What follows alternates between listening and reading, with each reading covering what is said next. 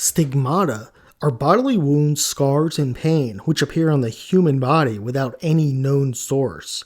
The wounds are said to correspond to the crucifixion wounds of Jesus Christ. Body parts, such as hands, wrists, feet, near the heart, and head, are often damaged without apparent reason. The topic seems like an interesting thing to put in a movie, and in 1999, that's exactly what Rupert Wainwright did. The movie begins with an interesting storyline, has a decent cast, and pretty intriguing in the beginning, yet somewhere along the way the movie just falls flat. Somehow, an exorcism happens, and the main character is able to get the stigmata just by possessing a religious object, something that goes against everything we know about the stigmata. The movie begins by showing Father Andrew Kiernan, played by Gabriel Byrne. Kiernan is investigating a crucifix that appears to be crying blood in Brazil. He reports to his superiors at the Vatican that he believes it to be real, but they ignore him. Soon, we are introduced to Frankie Page, played by Patricia Arquette. Frankie lives in Pittsburgh and works as a hairdresser. Soon Frankie begins to have episodes, seemingly getting wounds without any cause.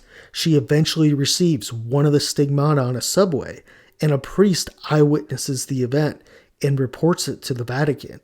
Dr. Kiernan is sent to investigate, and although skeptical at first, he soon learns how an atheist actually came to receive the stigmata.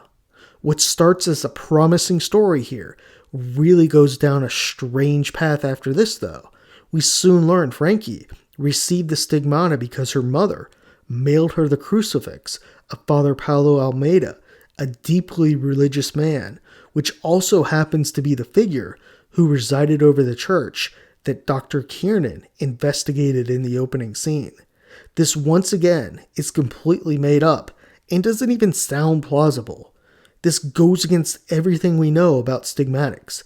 It's well documented that only the deeply religious are said to be able to receive the stigmata.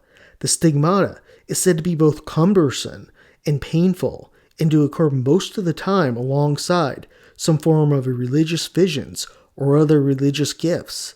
It's true as well that women have been involved in an overwhelming majority of the cases, compromising around 90% of the 250 alleged recorded cases. So most of the strange path in the movie Stigmata revolves around trying to tie the Gospel of St. Thomas to the events. The Gospel of St. Thomas is said to be a gospel which the church won't allow in. And in the movie, Father Almeida and another priest are translating this gospel, which the church describes as heresy. There's this agenda by the church to try and hide it, and somehow Frankie's stigmata is supposed to reveal it. All this just feels murky and very confusing for the storyline. Even more perplexing is Frankie's behavior. She, or whatever possesses her, starts writing in Aramaic and tries to seduce Father Kiernan. So at some point, she gets possessed, and an exorcism is performed. But why would a deeply religious man choose to wreck this innocent woman's life? I guess it's supposed to reveal the lost gospel. I'm just not following what's going on in this movie, how someone who receives the stigmata is all of a sudden getting possessed.